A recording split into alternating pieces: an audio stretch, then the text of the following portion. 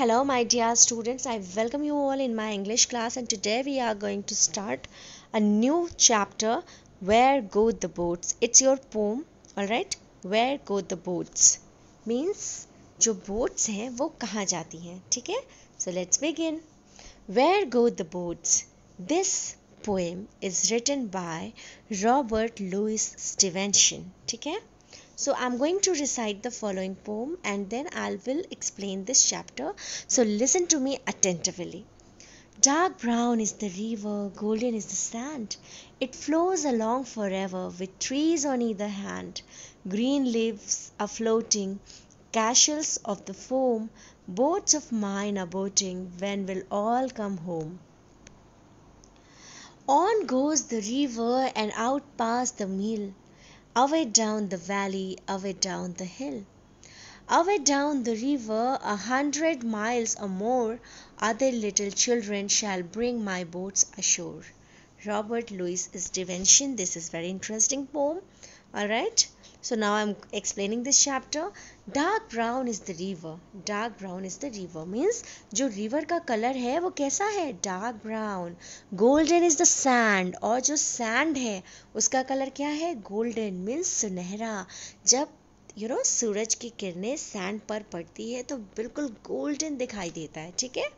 It flows along for ever means ये जो river और सैंड है ना ये दोनों साथ साथ बहती हैं with trees on either hand. और आपको पता है इसके दोनों साइड्स पे मीन्स रिवर के दोनों साइड्स पे क्या है? ट्रीज हैं.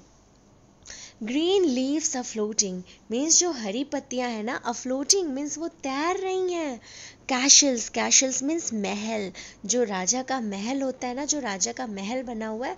Of the foam, foam means जो बहती हुई रिवर है ना, ये जो बहुत रनिंग रिवर है जो बहुत तेजी से बहती हुई जा रही है तो इसके बबल्स जो हैं वो कैशल्स पे पड़ रहे हैं. कैशल्स ऑफ द फोम, ठीक है? Boats of mine are boating. Boats of mine means जो मेरे बोट्स हैं, ठीक है? Now the boy is saying boats of mine, मेरे boats are boating. When will all come home means जो मेरे बोट्स हैं जो बोटिंग कर रहे हैं when will all come home वो सब कब वापस आएंगे. On goes the river means the river is flowing. Alright, it's flowing down. ये नीचे की तरफ बह रही है.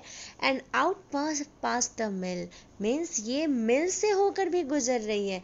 मिल is a place जहाँ पर आपके अनाज को पीसा जाता है. जो ग्रेन्स होते हैं ना, लाइक आपके जो आपका वाइट फ्लावर जो हमें मिलता है वो भी हमें मिल से मिलता है. तो जो मिल से होकर के ये नदी गुजर रही है. अवे डाउन द वैली, और वैली से होकर के जो है ये नदी बह रही है. अवे डाउन द हिल, पहाड़ियों से होकर के ये नदी गुजर रही है. अवे डाउन द रिवर, नदियों से होकर गुजर रही है.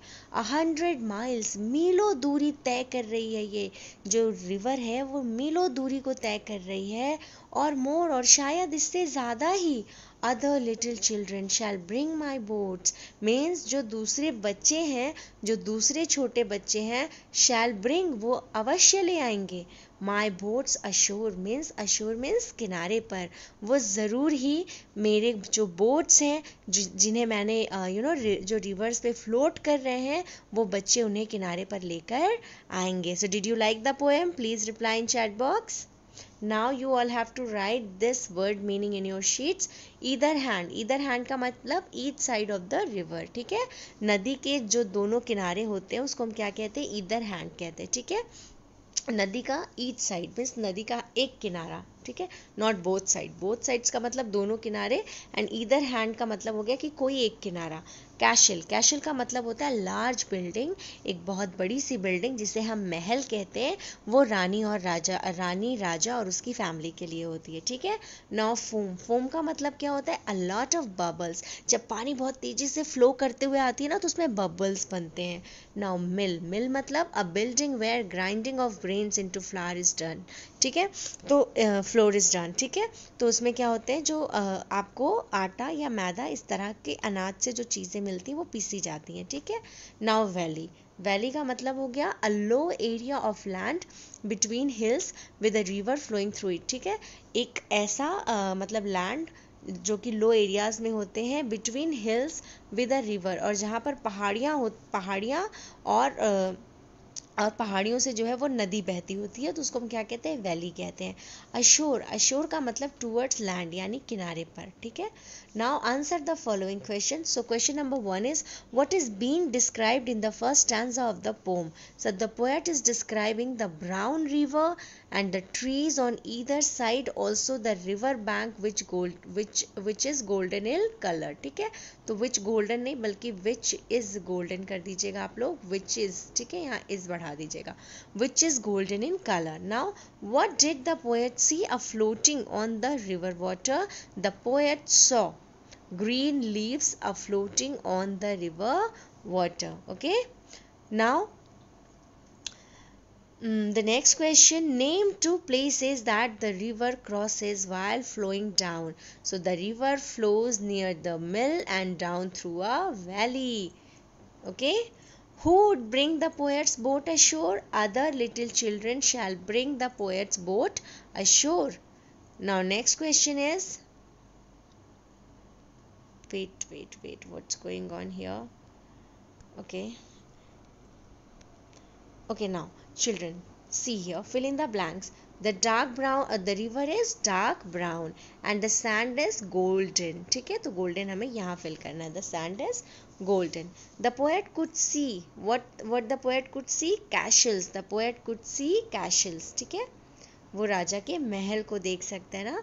The poet could see castles of the foam in the river, ठीक है, means the poet could see, poet देख सकता है, कैशल्स, महल, ऑफ द फोम मीन्स उसके कहने का ये मतलब है कि पानी के बूंदों के महल, इन द रिवर, नदी में.